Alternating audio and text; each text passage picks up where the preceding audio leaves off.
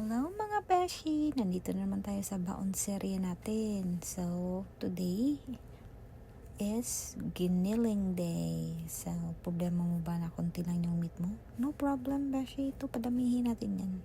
I-times 2 natin yan. So, yan.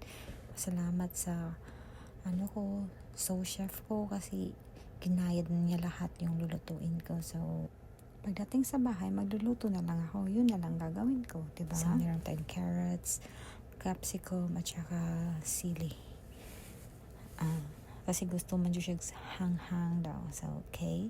So, pagkatapos naluto yung meat, idagdag na natin yung vegetable, guys. Minced vegetable. So, ito yung pangatlo, vegetable. Potato. Potato, diba? So, mauna na siya. Mix mo lang yan. Yan lang, mekas mo lang yan. Here and there. And, lutuin mo lang yung vegetable.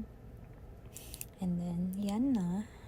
Panimpla natin yung pepper. And then, salt. And then, konting attitude, toyo. Yan lang ang panglasa, guys. So, after work, luto din para may baon ugma, di ba?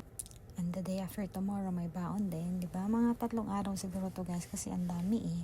So, baka may masuggest naman kayo anong next kong lulutuin kasi kakapoy mag-isip maglutuon, guys. So, maulo ni pinakalisod, guys. Kanang sa lutuon, guys. Pagkalisuda, guys. Kapoy ko na huna. But anyways, we survive. So, after 3 days na sa maglutuan eh. Thank you for watching. Bye.